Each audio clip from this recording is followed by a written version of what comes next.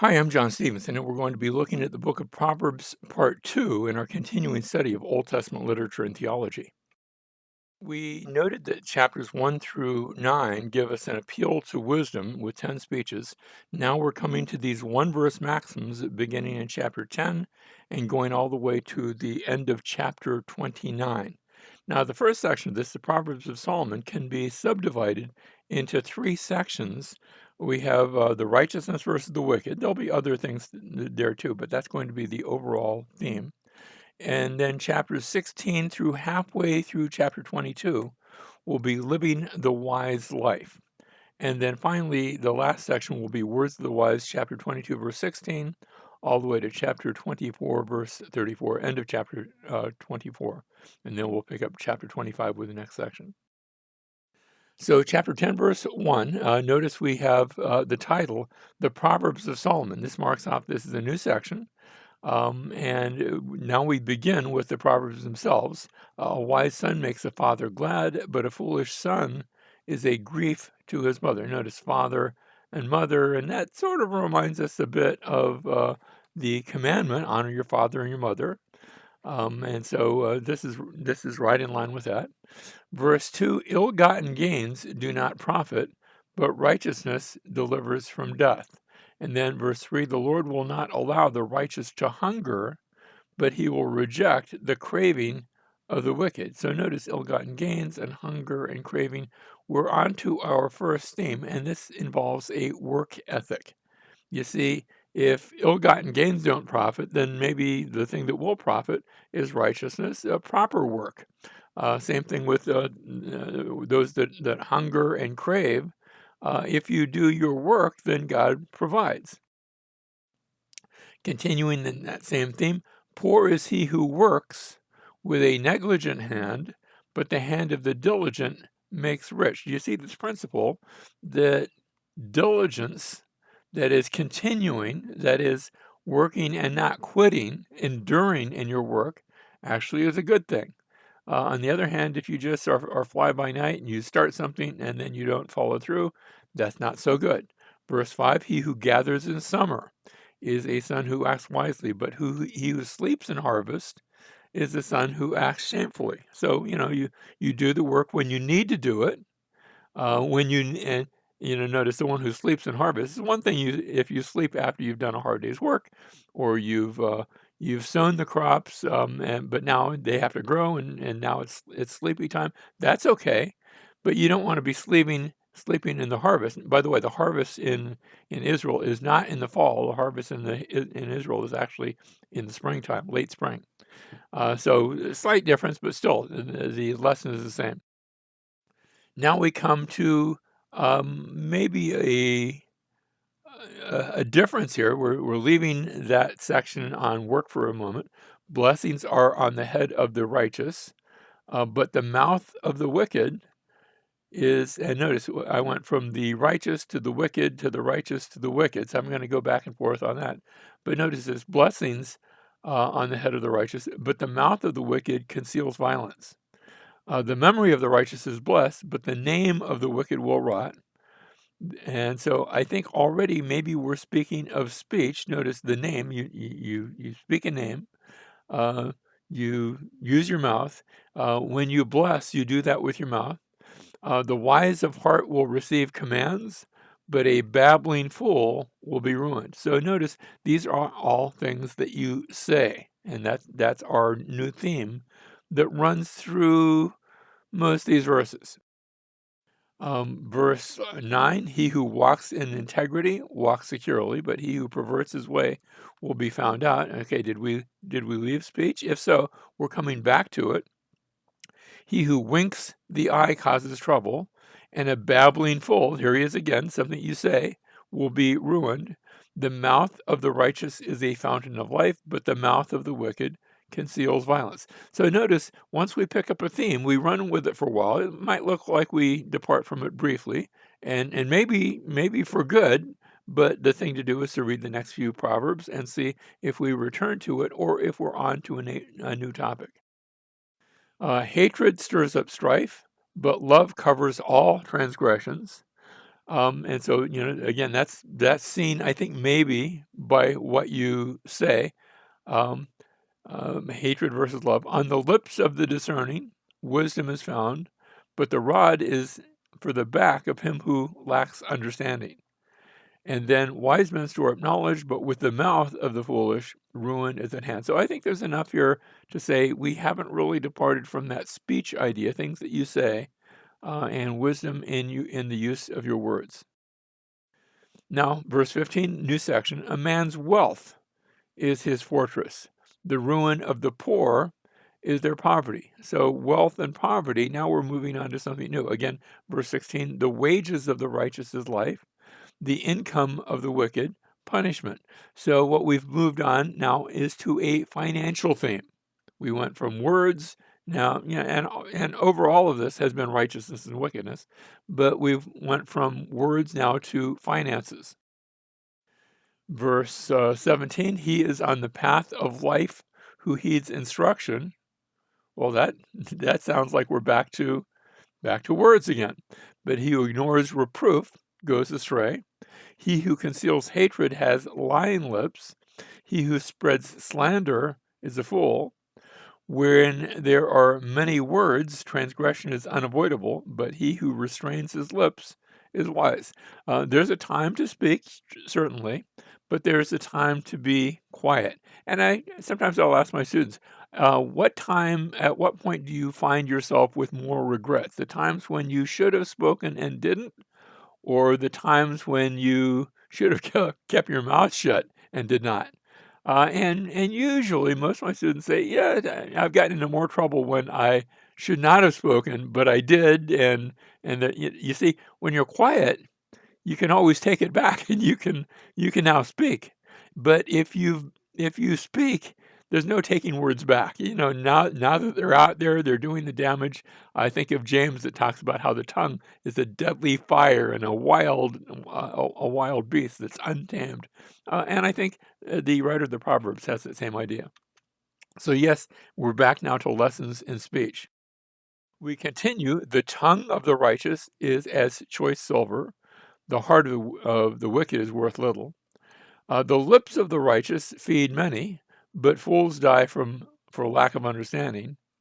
It is the blessing. Remember, a blessing is something that is said. It's the blessing of the Lord that makes rich. He adds no sorrow to it. And I think, wait, make rich? Are we mixing our themes? Maybe we are. Verse 23, doing wickedness is like sport to a fool, and so is wisdom to a man of understanding. And so notice you've got wickedness versus a man of understanding. What the wicked fears will come upon him, but the desire of the righteous will be granted. When the whirlwind passes, the wicked is no more, but the righteous has an everlasting foundation. So now we've moved back to what our very first was, wickedness and righteousness. And that really has been part of each of these themes. Even if it was a subset, it's been part of that. So we're now to the wicked versus the righteous. Like vinegar to the teeth and smoke to the eyes, so is the lazy one to those who send him. Now, this is going to be a summation of all the previous ones. So we had work, and we had speech, and we had righteous and unrighteous. And notice this one. This is more in the category of work, like vinegar to the teeth and smoke to the eyes. And let me say, I'm an old retired firefighter. That's a profession I took up while I was teaching the Bible, not just before. And so I've had literally smoke in the eyes, but the imagery is like vinegar to the teeth. That's not pleasant. Smoke to the eyes. That's not pleasant. So is the lazy one to those who send him.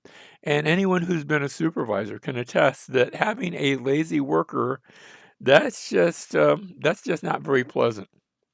I'd much rather have one good efficient worker than 3 or 4 lazy ones, because they tend to feed off each other.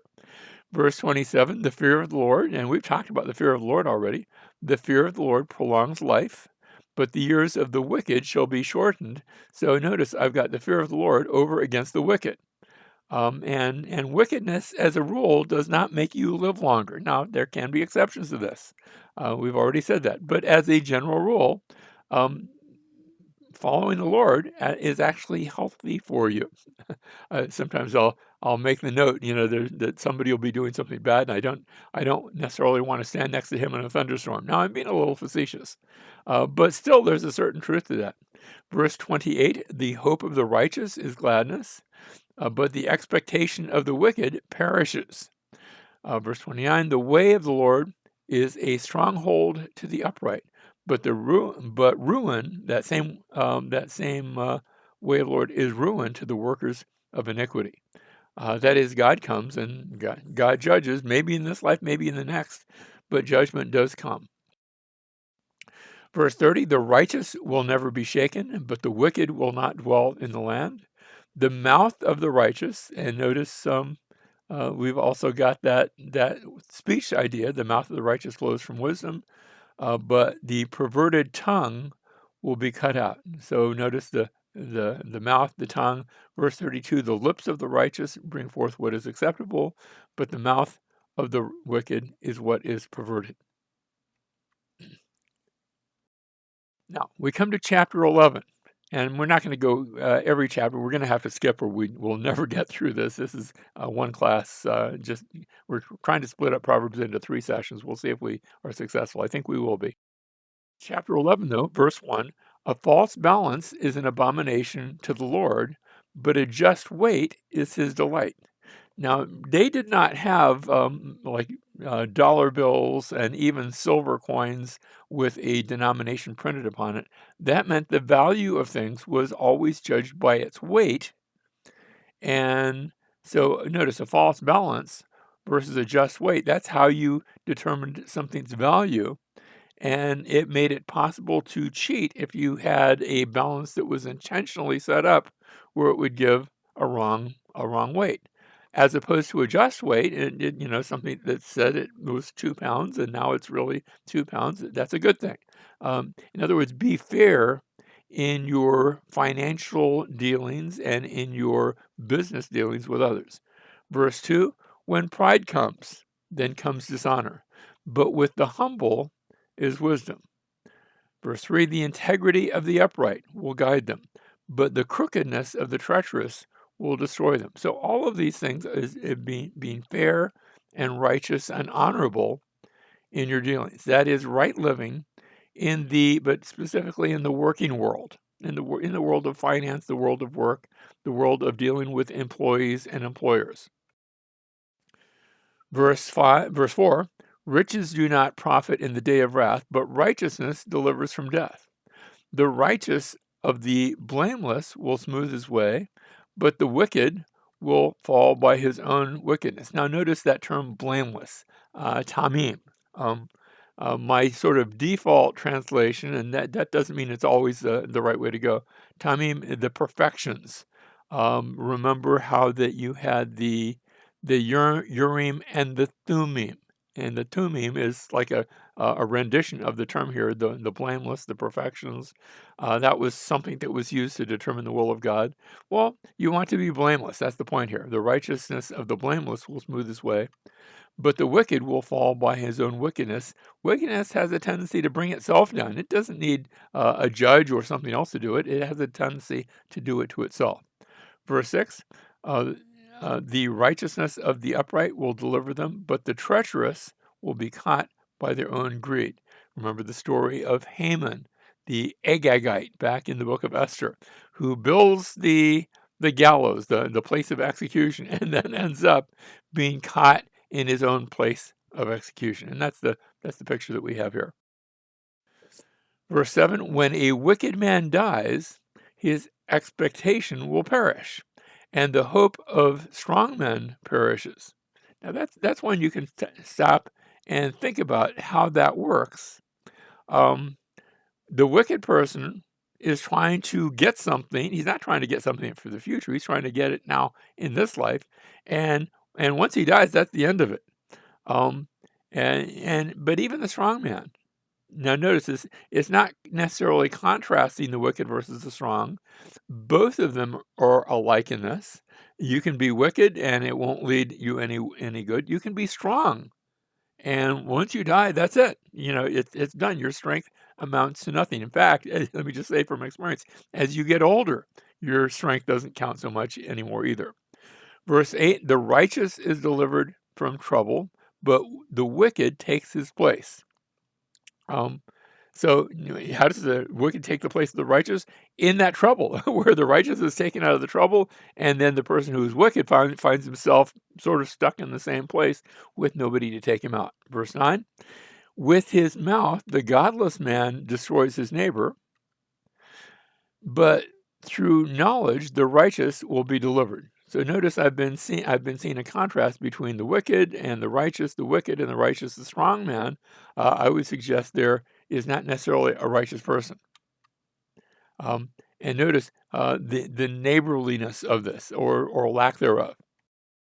Now, verse 10, when it goes well with the righteous, the city rejoices. And we just mentioned something about the neighbor. We're going to transition now. We'll still see the righteous and the wicked, but we're going to look at a city theme now brought in. So when it goes well with the righteous, the city rejoices. It's not just him, but everybody's happy because a righteous man tends to bring good things. And when the wicked perish, there's a joyful shouting. So when the righteous is doing good, hey, that's good. And when the wicked are doing bad, that's good too, joyful shouting. So we're on this city theme, verse 11. By the blessing of the upright, a city is exalted, but by the mouth of the wicked, that is, that city, is torn down. Verse 12, he who despises his neighbor. And we started with neighbors, and then we went to the city, and now back to neighbor again. Because to have neighbors, you have to be close to each other. He who despises his neighbor lacks sense, but a man of understanding keeps silent. That is, sometimes, let me just say, sometimes your neighbors can do something that will annoy you. Don't take that personally. And maybe it's better to be silent. The closer you are to your neighbor, physically in proximity, the more maybe you ought to be careful. A distant neighbor, somebody that lives a mile away, you're probably not going to have too many dealings with them. But one that's right next door, you might. And so beware, cut them some slack. That's about despising the neighbor. A man of understanding keeps silent, even when maybe he's tempted to speak but doesn't. Verse 13, he who goes about as a talebearer, that is a gossip, reveals secrets. That's what a gossip is doing. He's telling other people's business. But he who is trustworthy conceals a matter. Now, that's not saying that you necessarily ought to conceal, for example, a criminal or a crime if something bad happens. But we're talking about things that on which somebody might take offense, but it's not something that's going to necessarily be hurtful. And so it's okay not to spread gossip that's going to hurt. Notice the difference between the talebearer versus the trustworthy person who conceals. Verse 14, where there is no guidance, the people fall, but in abundance of counselors, there is victory. Now, that's presuming that they are good counselors, or at least some among them are good. Sometimes you can get a variety of opinions, and you can choose the right one, the wise one.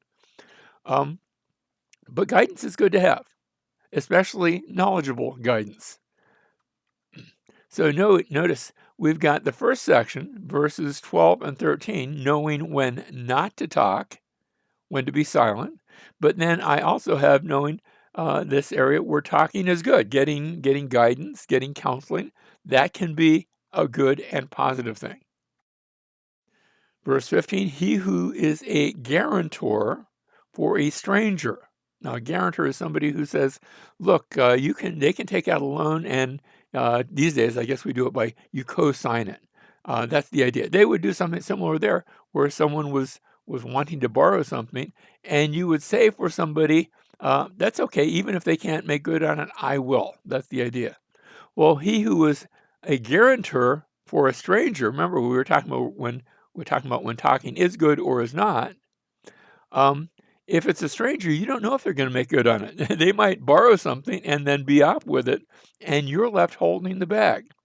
So he who is a guarantor for a stranger will surely suffer for it, but he who hates being a guarantor is secure. That is, if you don't co-sign, you're not going to be held responsible. That's the idea behind that. That's wisdom. So being a guarantee or a surety, I think the King James might render it. Notice that can be foolish if you don't know the person. On the other hand, it can be gracious. Now, that's what we're going to see in the next verse. Here in the previous verses, it was one not to talk. Now we're going to see, but if you're willing to take the loss, it's okay to take a loss. Just know that it could be a loss.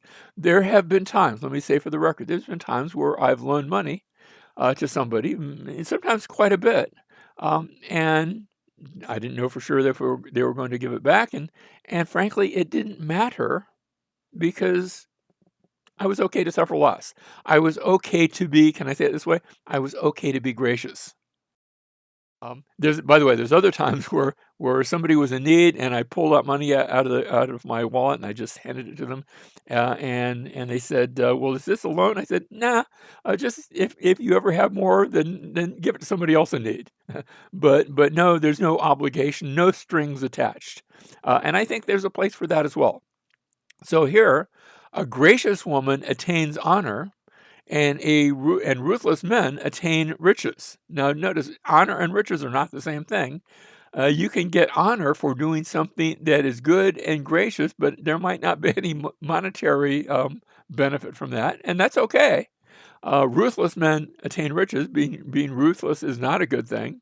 Notice the merciful man does himself good, but the cruel man does himself harm. Cruelty brings back its own reward. Mercy has a tendency to bring mercy upon you. Not in every case, but it often works that way. Verse 18, the wicked earns deceptive wages, but he who sows righteousness gets a true reward.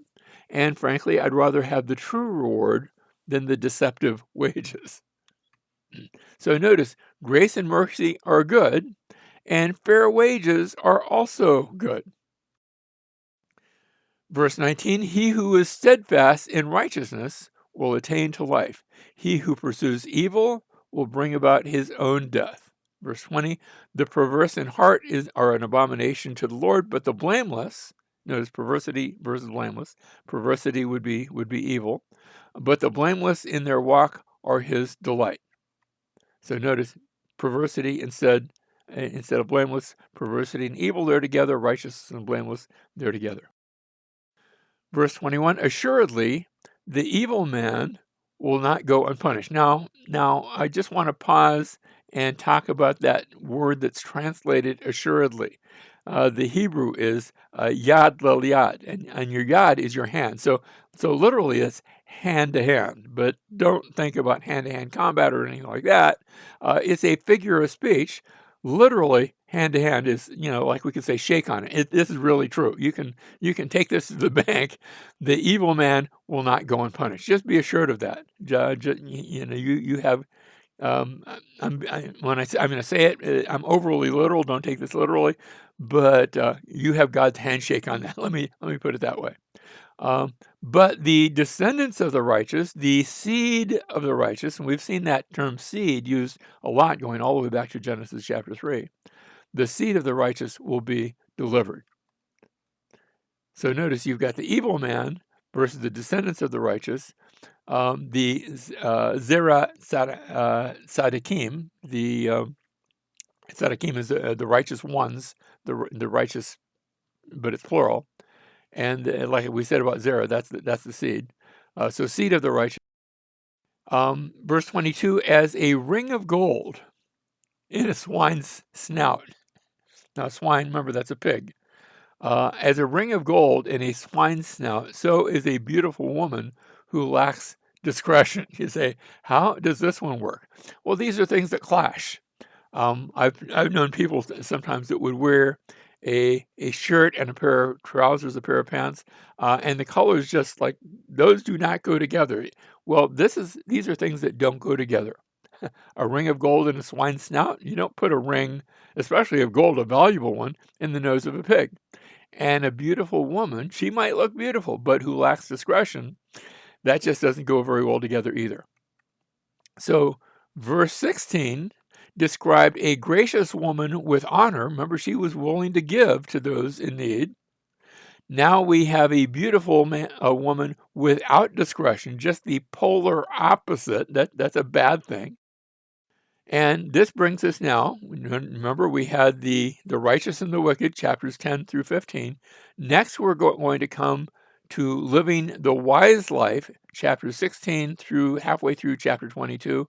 Eventually, we'll get to the words of the wise. So chapters 10 through 15, and these notes, this actually something that was pointed out by my Old Testament, what was he teaching?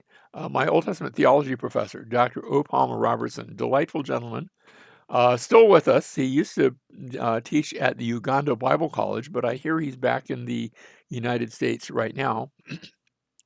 Proverbs chapter 10 through 15 there's 184 proverbs there, and of those, 148 are with a contrast. This but that, the righteous versus the wicked. This versus that, and 36 of those proverbs without a contrast. So occasionally we'll see no contrast, but usually most of them are this versus that. As we come now to chapter 16 through halfway through chapter 22, those numbers are going to be reversed. This time it's 189 proverbs total, and 155 of them will be without a contrast, where you're not going to have this but that. And instead, you'll have only 34 that are with a contrast, but now we're going to have them not contrasted, but in parallel together. Let's look at that. Now, having said that, the first one on our list is still with a contrast. You can tell by the word but. The plans of the heart belong to man, but the answer of the tongue is from the Lord. So yes, we start off with a contrast. I've got a friend who likes to say, man plans and then God laughs. And that's the idea here. Whether it happens or not, on the inside, um, uh, you may make plans, but it's the Lord who's going to determine how that works out. Verse 2, all the ways of a man are clean in his own sight, but, and again, another contrast, but the Lord weighs the motives. Again, God sees on the inside, not just on the outside. I can only see on the outside. I cannot judge somebody's motives. I can tell what I see on the outside. Maybe that's right, maybe that's wrong. And this is why we ought to be very careful about trying to judge other people's motives. I can't see motives. I don't know what is in their heart. God knows the heart. I don't. Now, I can't see something on the outside. If somebody's robbing a bank, I can say, you shouldn't be doing that. I can see that. But I can't see what goes on in the heart. Verse 3, commit your works to the Lord, and your plans will be established. Now, that's not really a contrast. That's you do one, and that leads to the other. So commit your works to the Lord, your plans will be established. And I think the idea is that God's going to do that. Verse 4, the Lord has made everything for his own purpose, even, not but, even the wicked for the day of evil. So yes, God has a purpose, not just for the righteous, but even for the wicked. They inadvertently bring about what he wants. Not that they had planned on doing it. Notice how plans are a big part of this. So the big theme here that we're seeing in chapter 16, at least at the beginning, is plans and purposes. By the way, did you notice the Lord there and the divine name was used again here? Verse 2, but the Lord weighs the motives. Verse 3, commit your works to the Lord. Verse 4, the Lord has made everything for his own purpose. So there is, when we come to the plans, it is the Lord, and this is the name of the Lord. This isn't just, God, described in the abstract, but the Lord himself, by divine name, is mentioned in each one of these principles. Notice how we're continuing with the Lord theme. Whoever is proud in heart is an abomination to the Lord. Assuredly, he will not be unpunished. Verse 6, by loving kindness and truth, iniquity is atoned for, and by the fear of the Lord, one keeps away from evil. You're going to get to verse 7. We're going to see, again, when a man's ways are pleasing to the Lord. So the Lord, the Lord, the Lord. Notice verse 5 again. Everyone who's proud in heart is an abomination. Assuredly, he will not be unpunished. Verse 6, we went from the negative to the positive. By loving kindness and truth, iniquity is atoned for, and by the fear of the Lord, one keeps away from evil. So that, verse 5 is bad, verse 6 is good. And then verse 7, notice in a sense sort of joins these ideas. When a man's ways are pleasing to the Lord, that's good. He makes even his enemies. His enemies might be those who are proud in heart. They might be those who aren't very nice. But he makes even his enemies to be at peace with him. It's not saying he's necessarily going to win them over, but I've seen this happen where you do what's right, you do what is honoring to God, and those people who at the outset might have been against you sometimes can be won over, not necessarily being won over to the truth, but won over to just the path that you've taken, the path of integrity, the path of righteousness, the path of not backbiting people, of acting properly. And I think that's part of the idea here is living wisely before God, but those that are on the outside, those that aren't even following God, sometimes they see that and they see the value, even if they're not following the Lord, they're seeing the value that it brings to your life. Verse 8, better is a little with righteousness than great income. And now we're still talking about living wisely, than great income with injustice. Verse 9, the mind of man plans his ways. We talked about planning before, but the Lord directs his steps. That is, you can make all the plans you want, but it's the Lord that's going to be the one who determines how that's going to work and where that will take you. Now, still on that planning theme, verse 10, a divine decision is in the lips of the king. And this takes a little bit of explaining. The Hebrew word here, kesem, is typically used for an oracle. That is something that God has given, some sort of revelatory thing. And notice that is being described as being in the lips of the king. Why? Because God can direct the heart of the king, and he can even direct the lips of the king, the mouth of the king. If you don't like something that your elected leaders are saying, perhaps it's time to pray, Lord, can you direct the lips of the king? Can you direct his mouth? The rest of verse 10, his mouth should not err in judgment. So what we had here, both verses 9 and 10, are these ideas of plans and decisions and God working behind the scenes. And God does work behind the scenes. Now, verse 11, a just balance and scales belong to the Lord. All the weights of the bag are his concern. He is concerned about things like that, about walking with integrity, about cheating versus being honest. God is concerned with such things. So notice verse 11 then, bring this together. We had verse 8 at the beginning. Better is a little with righteousness than great income with injustice.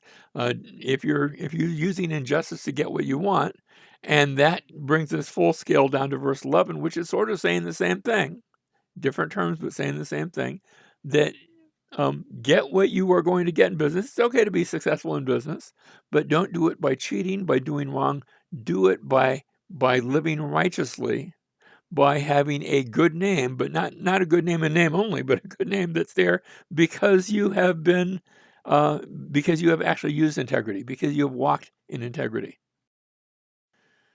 Verse 12, it is an abomination for kings to commit wicked acts. And just so you can already see, we went there already a little bit. We're going to see wisdom now in kings. So we have, it's an abomination for kings to commit wicked acts, for a throne is established on righteousness. Notice the second line isn't saying the opposite. It's not, but it's continuing that thought and explaining it a little further. Kings and thrones. Verse 13, righteous lips are the delight of kings. And so there are my kings again. And he who speaks right is loved. Loved by all people, but by the king, in this case. Verse 14, by contrast, the fury of a king is like messengers of death, but a wise man will appease it. Verse 15, in the light of a king's face is life, and his favor, that is the favor of the king, is like a cloud in the spring rain. So notice, don't get on the king's bad side. How? Don't do bad things. Be wise in what you say. Speak what is right. That's a good thing. But also use some tact when speaking to those in authority. Don't be foolish about that. Verse 16, how much better is it to get wisdom than gold?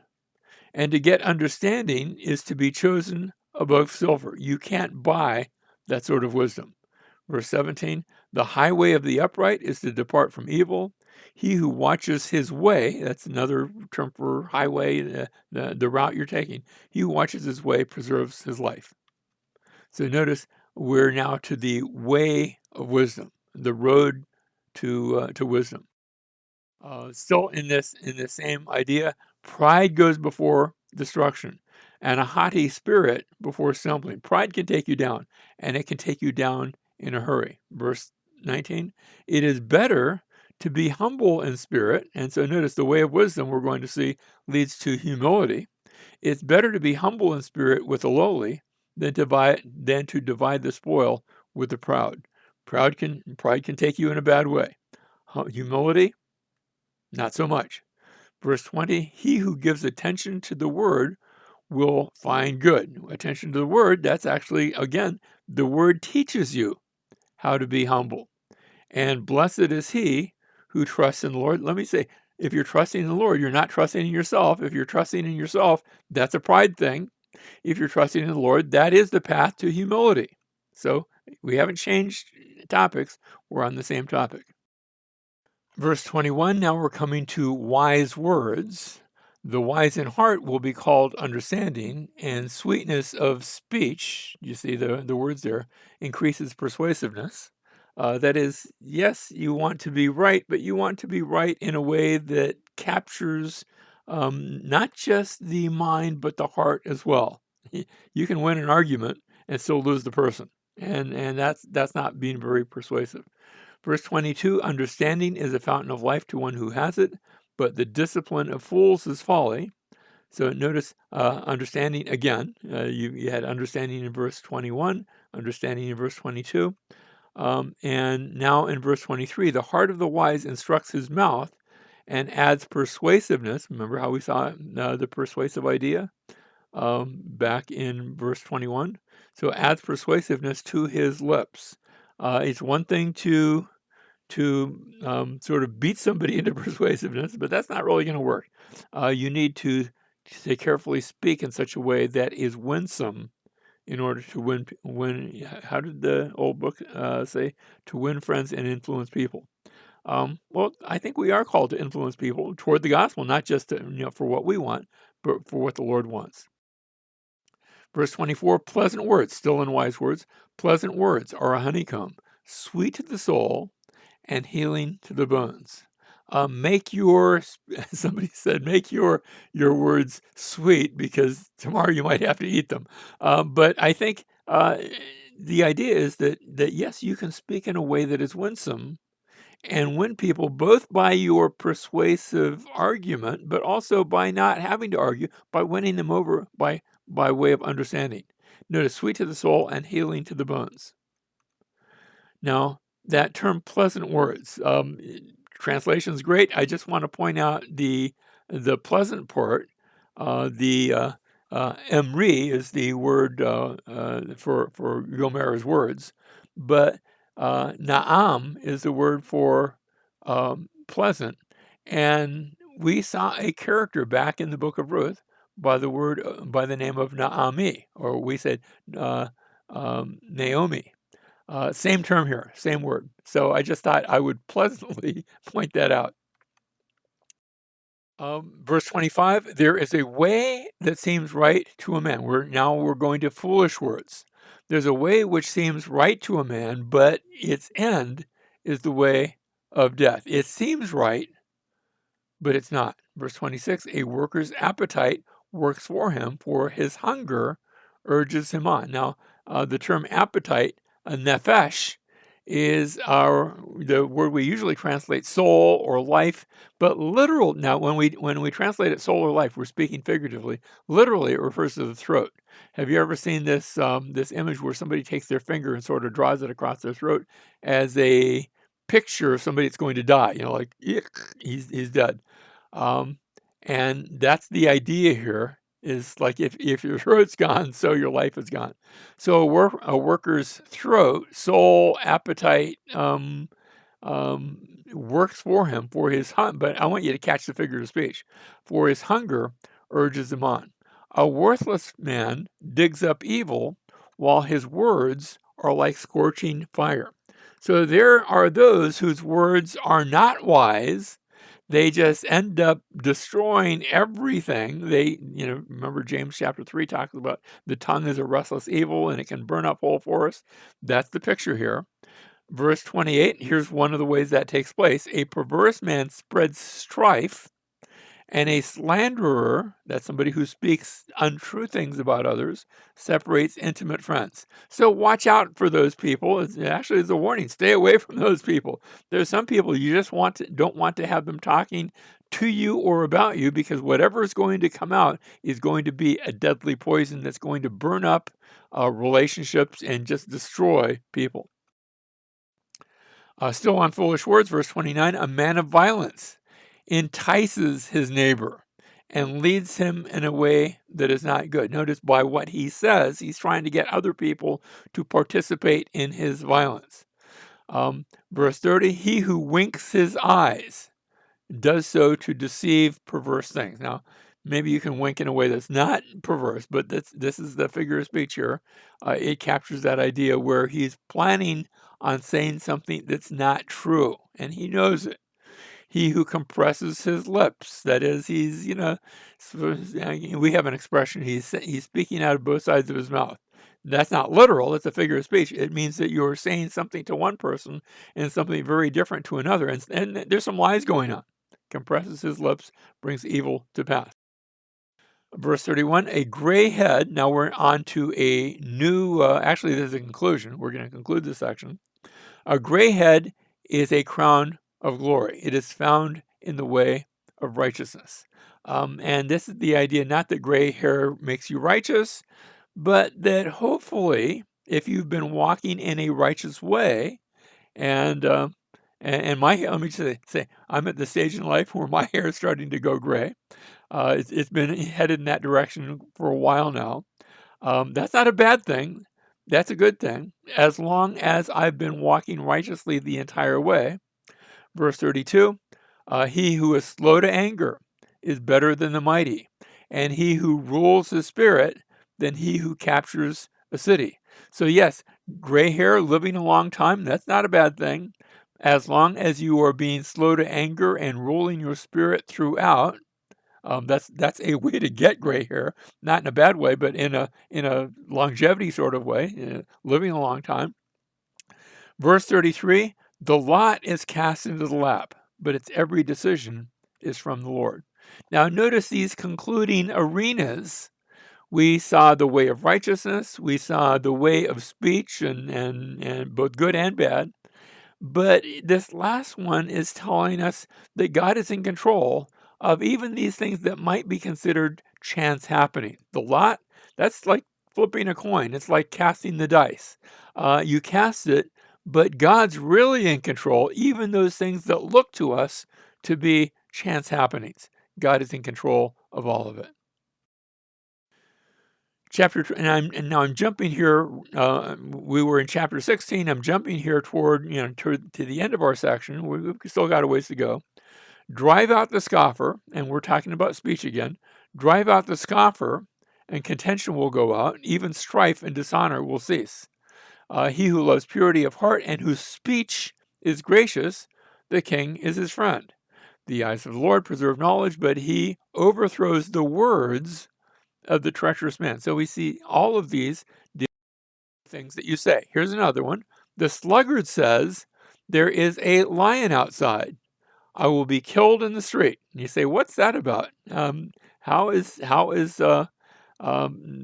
this speech good, bad, or indifferent? What's going on here? First of all, let me just say there were lions in the ancient world. In the Middle East, I don't think you can find them there anymore. You'd have to go to a place like Africa to find lions. But there were lions in the Middle East. We know this from Assyrian wall paintings where they would paint lions on their walls and they would hunt lions. But when the sluggard is saying, and notice this is the theme of speech, and we're going to see that in the next verse as well, where we'll see the mouth of the adulteress. When the sluggard says there's a lion outside, He's probably not standing right outside his door. I'll be killed in the street. The sluggard is using this as an excuse. Here's why I had to stay indoors, stay in bed. I'm not going to go do anything because you could get hurt out there. Well, that's really not going to happen. That's an excuse for him to continue in his laziness. So he says that even though it doesn't apply in his case. And then verse 14, another saying proverb, the mouth of an adulteress is a deep pit. He who is cursed of the Lord will fall into it. How's he going to fall into it? By listening what she has to say. Don't listen to what the sluggard says. Don't listen to what the adulteress says. Their words can take you in a very bad direction. Now, we've been looking at the Proverbs, and we noticed we had the righteous versus the wicked. Lately, we were looking at living the wise life. Now we're going to come to this third section of chapters 22, verse 17, through chapter 24, verse 34. And these are the words of the wise. And now we're going to get, well, let's see how this is introduced. It's going to tell us what not to do. And we start off in verse 17, incline your ear and hear the words of the wise. Now, that's not telling us what not to do. This is an introduction to this new section. So listen up, incline your ear, hear the words of the wise, apply your mind to my knowledge, for it will be pleasant if you keep them, if you keep those words within you, that they may be ready on your lips, so that your trust may even be in the Lord. I have taught you today, even you. These are teachings that you ought to be listening, teachings that will ground your trust in the Lord as the one who's giving us the Proverbs is teaching you. So that's our introduction. Now we're ready to jump in. Have I not written to you excellent things? This is the purpose still. We're not into those new Proverbs yet. Have I not written to you excellent things? Now, that term excellent things can have several meanings, and here's where it becomes interesting. The term shalashim, when you hear that, it can have like the third man in a war chariot. Shalish is just the word three, and shalashim, that's like in the plural. So third man in a war chariot would be the officer, but I don't think that's the idea here. There's a musical instrument, but he hasn't written anything on a musical instrument. A threefold expression of multiplication, that would work.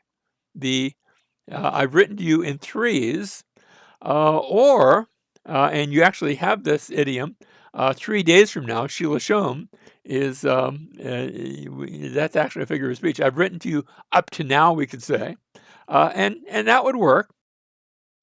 But let me point out the Tanakh translation. It's a Jewish translation, renders this, indeed, I wrote down for you a threefold lore, wise counsel. This is following both the Septuagint and the Latin Vulgate have this same rendition of this passage, and maybe they're right. However, the NIV changes it up a little bit. Instead of threefold lore, notice, have I not written 30 sayings for you, sayings of counsel and knowledge? And I'm going to suggest the NIV might actually have the right idea. You see, as he says this, they're borrowing from a writing that's already out there from Egyptian work, the instruction of Amenemep. That is a wisdom writing that was already out there that had likewise 30 sayings. And that's what might be here, because when we count the Proverbs in this next section, guess what? They're going to come out to a total of 30. Now, maybe that was part of the threefold lore, and I'm game to not choose between these two. But I'm going to in the rest of our time, we're going to see 30 Proverbs that are going to come at us. And so it reads this shalashim as 30, and that's accurate. That can work. And so let's look at these 30 Proverbs, these 30 sayings. And this is introducing this new section. So I've written to you excellent sayings. Have I not written these things? The counsels, the knowledge, to make you know the certainty of the words of truth, that you may correctly answer him who sent you. Are you ready for them? Let's go. First thing, do not rob the poor because he's poor, or crush the afflicted at the gate. For the Lord, now notice it's going to be two verses, but really one proverb, because we finished the thought. For the Lord will plead their case and take the life of those who rob them. So be nice to the poor. Be nice to those, the helpless, because God is concerned for them, and God, you don't want to you don't want to get on the wrong side of the Lord. So notice you have the action and then the result, and we're going to see that in a number of cases. Say number 2, verse 24.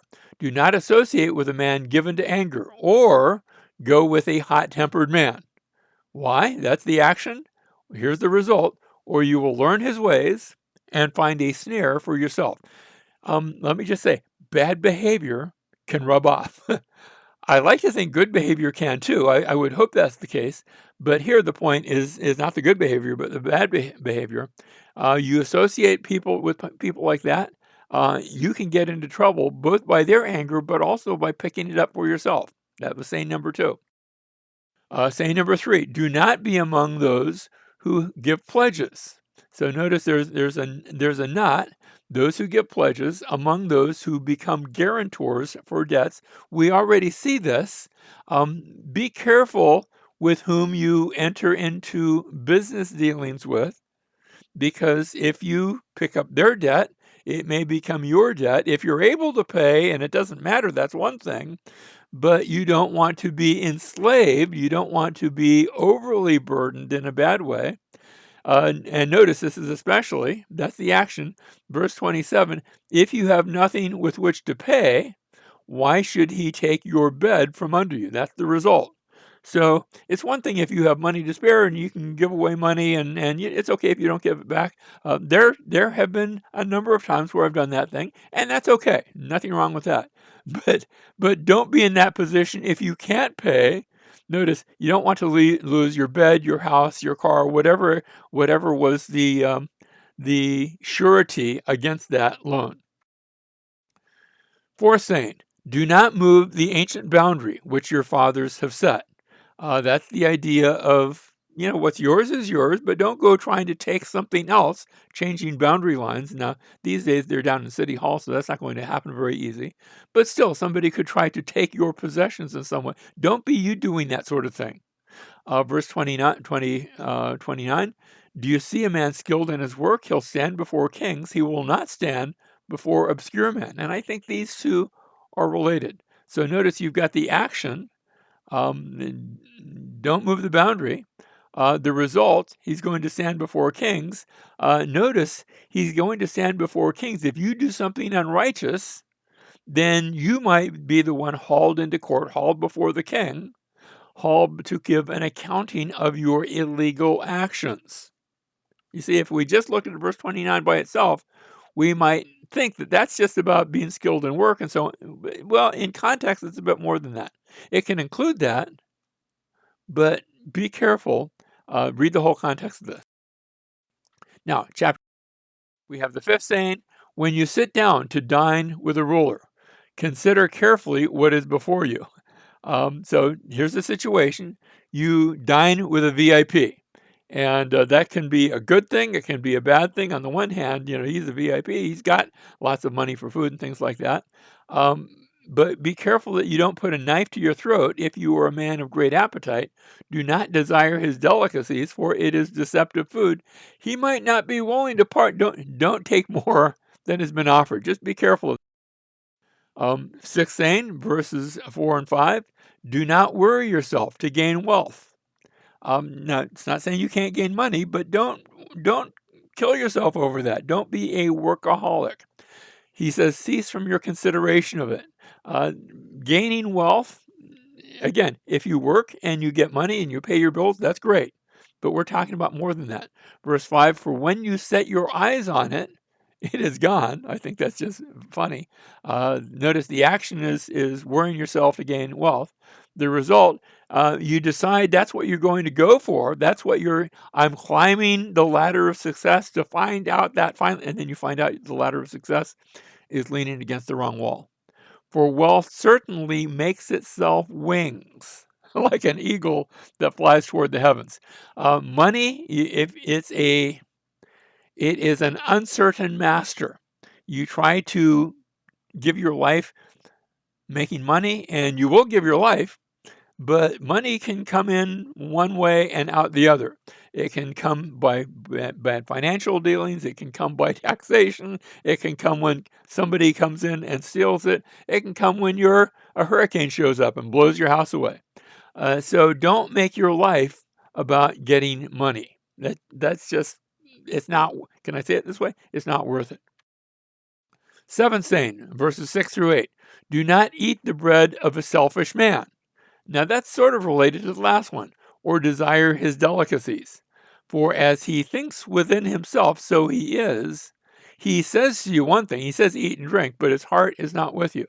So notice the action. Here's a selfish man. Now, if somebody invites you to dinner and they're not selfish, they say, hey, eat up. That's okay. Know his character before you do that. So notice here, he says one thing, eat and drink, but he doesn't really want you to eat and drink. He's looking at the price tag involved. Verse 8, you will vomit up the morsel you have eaten and waste your compliments. And that's sort of a humorous look at somebody who's selfish. They feed you, but then they want you to spew it all out and give it back. Eighth saying, verse 9, do not speak in the hearing of a fool, for he will despise the wisdom of your words.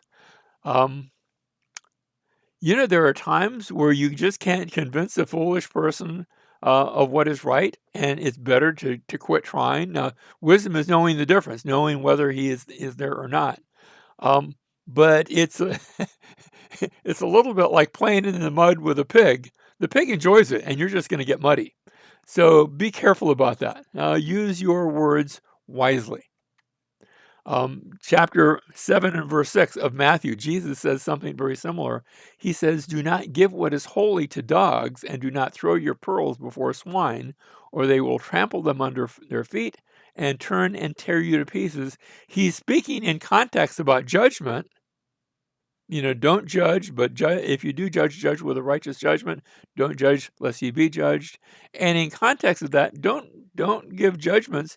Don't give wisdom to people that don't want it, because they're going to end up ruining their day and yours over that. So notice the action and then the result. Ninth saying, verses 10 and 11, do not move the ancient boundary. Now, we already saw one very much like that, or go into the fields of the fatherless. In this case, it's those who are helpless. Don't do that. Don't remove their boundary. The people who are impoverished, don't try to make them more poor or to gain by their inability to get back at you. Verse 11, and that's for their Redeemer is strong. He'll plead their case against you. So we already saw, don't move the boundary that your fathers have set. That was in the previous chapter. Here is the same idea, but here it's toward the helpless. So notice the fatherless, the yatomim, the orphans, which is the fatherless. That's the idea there. So notice you've got the action and then the result, because God loves the orphans. He loves the helpless. He's going to take care of them. And if you did something against them, he's going to take care of them by doing something against you. 10th saying, verses 12 through 14, apply your heart to discipline and your ears to the word of knowledge. Do not hold back discipline. Notice the double reference to discipline. Do not hold back discipline from the child. Although you strike him with a rod, he will not die. You shall strike him with the rod and rescue his soul from Sheol. So notice discipline, not just self-discipline, but discipline of the child, of those under you, of the maybe it's actually your children or somebody under your authority. And notice the result, not to beat up on him in a bad way, but to teach him and as a result, to rescue his soul from Sheol. Can I say that my parents, both of them, mother and father, were believers in this principle? They thought that the blood flow to the brain could be stimulated by the stimulation of the gluteus maximus, and they regularly, not burdensomely, but in a proper way, they gave me a fear of the Lord and a fear of my parents, an appropriate one, not one that drove me away. But there's some wisdom here. Discipline in a child is a good thing, not a bad thing. 11th saying, my son.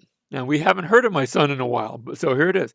My son, and we just talked about raising children, raising sons. If your heart is wise, my own heart will also be glad.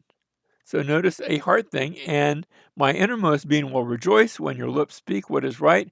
Do not let your heart envy sinners, but live in the fear of the Lord always. Surely there's a future, and your hope will not be cut off. Listen, my son, again he says, so this is connecting them all together, and be wise, and direct your heart in the way. So notice, don't just do what's right on the outside, do what's right on the inside with what you love, but also with what you don't love. Don't be envying sinners. That was part of the idea here. So listen, be wise, direct your heart in the way of the Lord. 12th saying, and that last one was sort of a longer one. 12th saying, do not be with heavy drinkers of wine. First of all, it can destroy your liver. That's a very practical matter. But not just heavy drinkers, or with gluttonous eaters of meat. That is, over imbibers, whether it's wine or overeaters with food. For the heavy drinker and the glutton will come to poverty, and drowsiness will clothe one with rags. So notice the action. Don't be around them because they can influence you to do the same thing.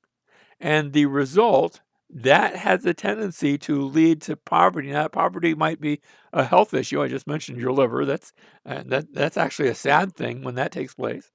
Or gluttonous, that can lead to some immobility as well. That can lead to a bad thing as well. So don't go there. Verse 22 through 24, 13th saying, listen to your father who begot you. So this is going to be a call from the parents, the father, and do not despise your mother when she is old. Buy truth and do not sell it. Get wisdom and instruction and understanding. Where do I get that? One of the places I get that is from my parents, and that's going to be continued in the next verse, verse 24. The father of the righteous will greatly rejoice, and he who sires a wise son will be glad in him. So it's a call from parents. Take the truths that you learned from your parents and apply them. Hopefully they were good truths. Apply them to make them glad, to make them happy that you have walked in a proper way. 14th saying, we're still on the call from the parents. So let your father and your mother be glad, and let her rejoice who gave birth to you. That's your mother. Give me your heart, my son, and let your eyes delight in my ways. 15th saying, and by now we're at the halfway mark. Remember, there were 30 sayings that we're looking at. For a harlot is a deep pit, and an adulterous woman is a narrow well. Now, those aren't the same thing, but they're sort of related. You know, one is for sale, one is giving it away, but both bad things. Verse 28, surely she lurks as a robber and increases the faithless among men. Bad news, don't go there. Saying number 16, starting in verse 29, but this is going to run us about 6 verses or so. I call this wine warnings. Who has woe? Who has sorrow? Who has contentions? Who has complaining? Who has wounds without cause? Who has redness of eyes? And that's almost like a puzzle. Here's the answer, verse 30. Those who linger long over wine, those who go to taste mixed wine. So it's 2 different terms, but it has the same idea. Alcohol can lead you in a very bad way. We continue. Verse 31, do not look on the wine when it is red. Here's the action. When it sparkles in the cup, when it goes down smoothly.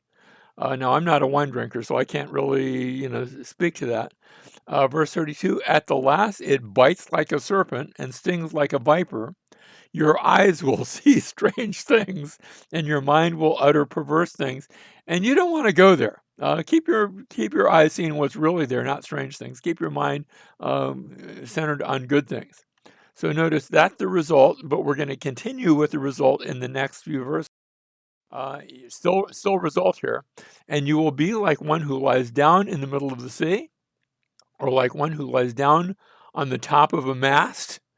And notice the quotes is what you're going to be saying. They struck me, but I did not become ill. They beat me, but I did not know it. When shall I awake? I'll seek another drink. That's just bad news. It's a picture of the drunk, the alcoholic, and the ruination that is coming on his life. 17th saying, do not be envious of evil men, nor desire to be with them. That's the warning. Result here, verse 2. So there's the action, being envious of them, wanting to be like that. Result, for their minds devise violence, and their lips talk of trouble. And too oftentimes their minds and lips lead to the actual acting out of those things. Saying number 18, I have entitled House of Wisdom, because the opening line, by wisdom a house is built, and by understanding it is established. And by knowledge the rooms are filled with all precious and pleasant riches. So notice the picture is of a house, and it's a good house. It's funny, we're going to actually come in Ecclesiastes to a similar picture, but there it's going to be a little bit different. Verse 5, a wise man is strong, and a man of knowledge increases power.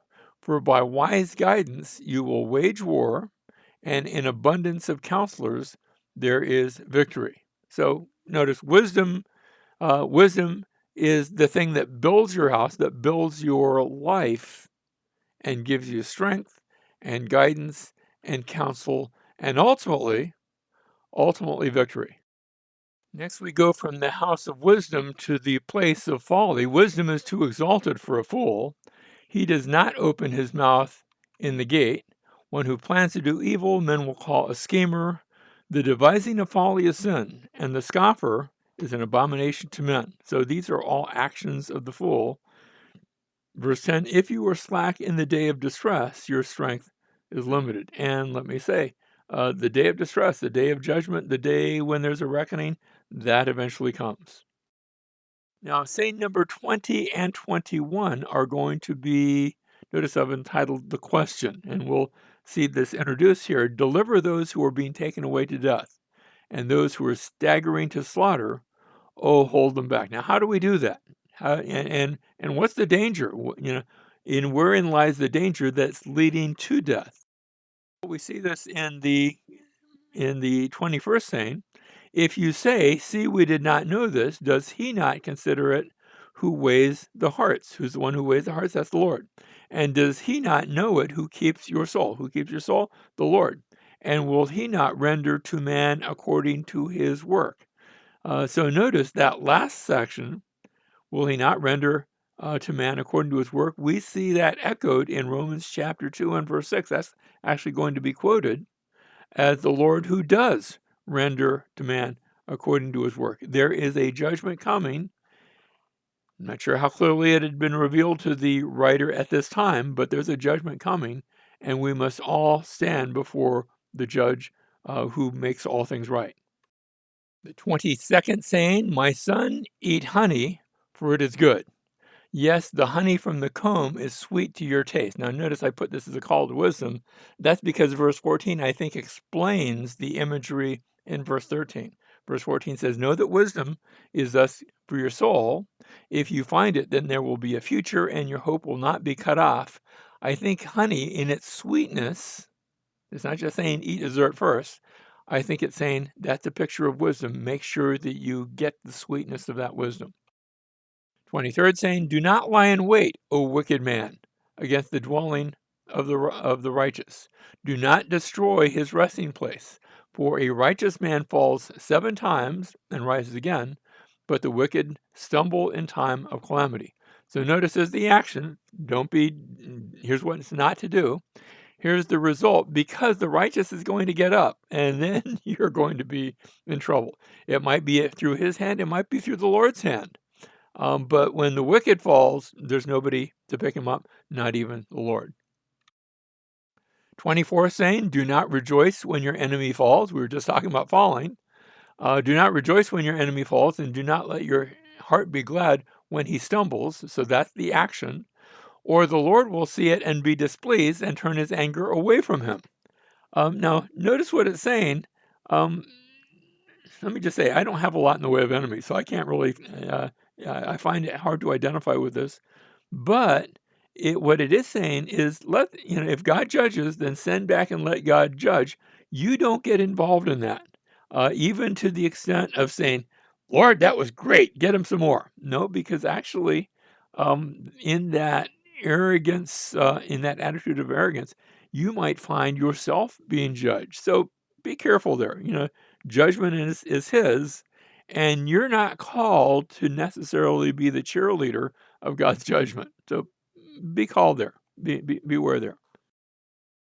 25th saying, do not fret because of evildoers, or be envious of the wicked. Now, the last one was, don't be rejoicing when your enemy, and presumably he might be wicked, or he might be your enemy for some other reason. Maybe you needed an enemy. I don't know. But don't fret because of evildoers, be envious of the wicked, for there will be no future for the evil man. The lamp of the wicked will be put out. Again, it's saying that God's going to bring judgment. So action, you don't be worried about that sort of thing. You let the Lord worry about that.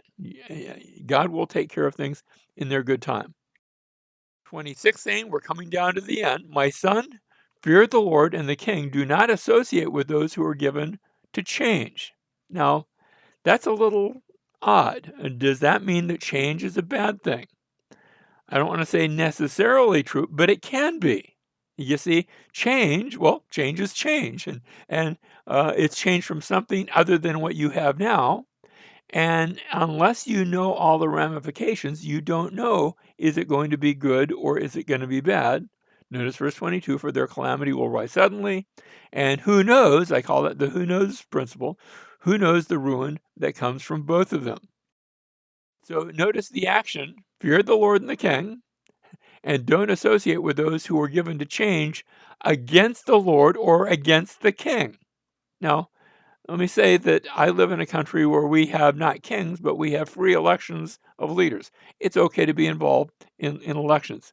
But beware, even there, in being too arrogant, because sometimes, the problem you have now is at least known. The problem you might be putting into office might be an unknown, and it might end up being a lot worse. So be careful what you wish for. You might actually get it. And so notice you've got the action, and the result can be not so good. 27th saying, these also are the sayings of the wise. Now, this is telling me we've got not just a new saying, but a new subsection. It's not going to go very long. It'll be fairly short. We've only got 3 to go. These are the sayings of the wise. Here's one of those sayings. To show partiality in judgment is not good. He who says to the wicked, you are righteous, people will curse him and nations will abhor him.